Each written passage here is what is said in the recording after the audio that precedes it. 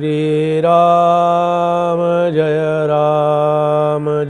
जय राम।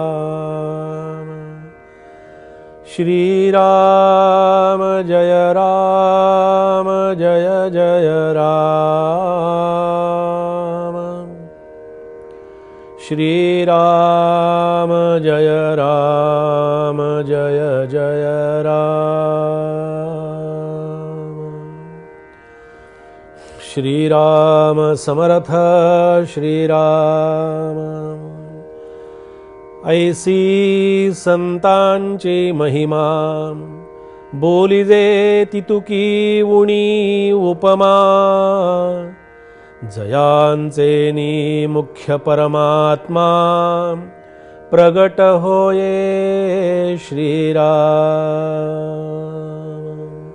इति श्रीदासबोधे गुरुशिष्य संवादे संतस्तवन नाम समास पाचवा। श्रीराम समर्थ श्रीराम। श्रीमद ग्रंथराज दासबोधातील संतस्तवन आपलं सुरू आहे आणि या संतस्तवनाच्या या समासाच्या अगदी शेवटी समर्थ असं सांगतात की ऐसी संतांची महिमा, म्हणजे एवढ्या सगळ्या उपमा संतांना दिल्या आणि त्या उपमांचा शेवटी समर्थ या ठिकाणी या ओवीच्या माध्यमातून या समासाचा फक्त समारोप करता आहेत। विषयांचा समारोप कधी होऊ शकत नाही, कारण विषय हे अशाच प्रकारानं संतांच्या विचारांच्या आधारावरती सगळे चाललेले आहेत।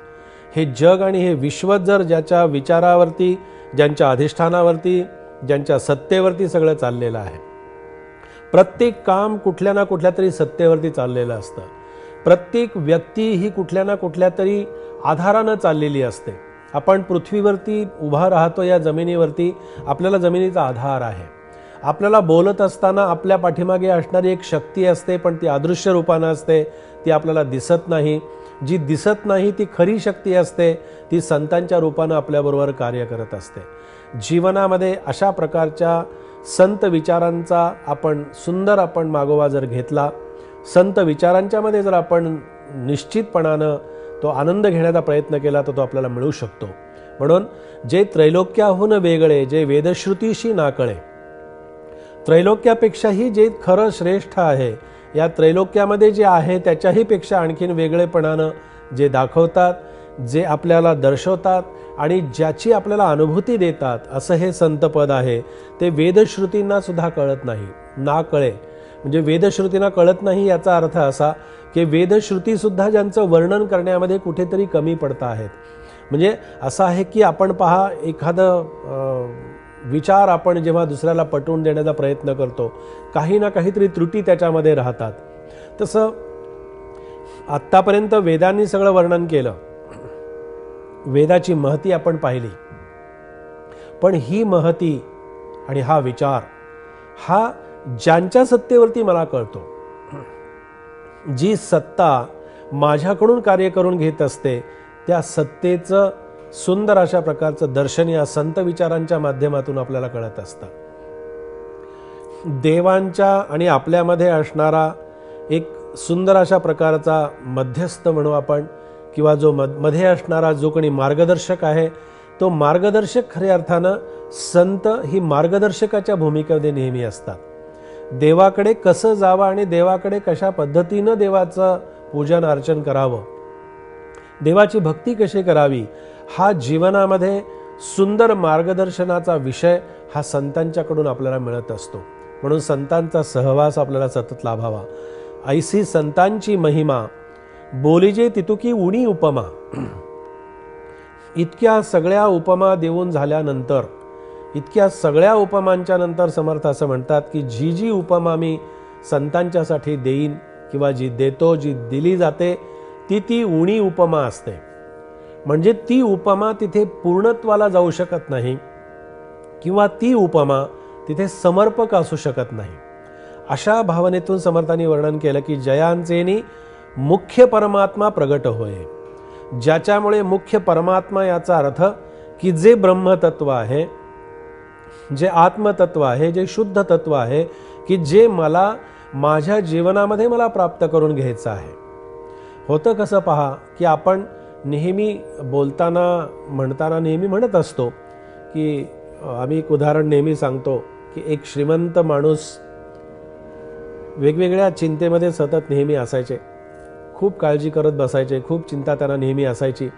जगातल्या सगळ्या वस्तू त्यांच्याकडे होत्या, कुठलीही वस्तू नाही असं नाही, सगळ्या वस्तूंचं अगदी भरपूर यथासांग ते उपभोग घेत असत. पण काय व्हायचं की मन समाधानी नाही, मनामध्ये समाधानाची जाणीव नाही. देवावर खरी श्रद्धा असणारा एक नोकर त्यांच्याकडे आला आणि नोकरानं बघितलं की आपले मालक जरा काळजीत आहेत, चिंतेत आहेत.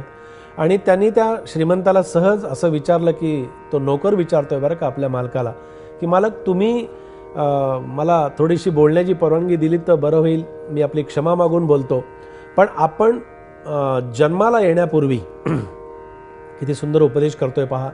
आपण जन्माला येण्यापूर्वी हे जग होतं की नाही? श्रीमंत म्हणाले हो होतं. मी जन्माला येण्यापूर्वी किती आधी होतं हेही मला माहीत नाही, पण मी जन्माला येण्यापूर्वी ते होतं. बरं, तुमच्या नंतर हे जग राहील की नाही?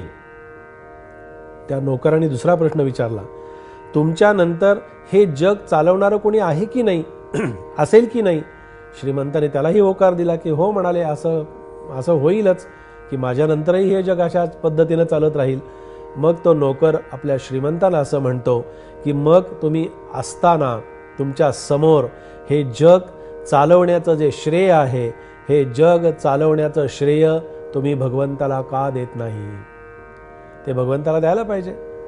हे सगळं चालवणारा आहे तर मग श्रेय माझ्या आधी तो होता, माझ्या पुढेही तो असणार आहे. मग चालवणारा तो आत्ता तो चालवतो आहे, या श्रद्धेनं मी त्याच्याकडे पाहावं, या श्रद्धेनं मी त्याला हाक मारावी. असा हा समर्थांचा समर्थ विचार या संत विचारांच्या माध्यमातून आज आपण श्रवण केलेला आहे. जय जय रघुवीर समर्थ.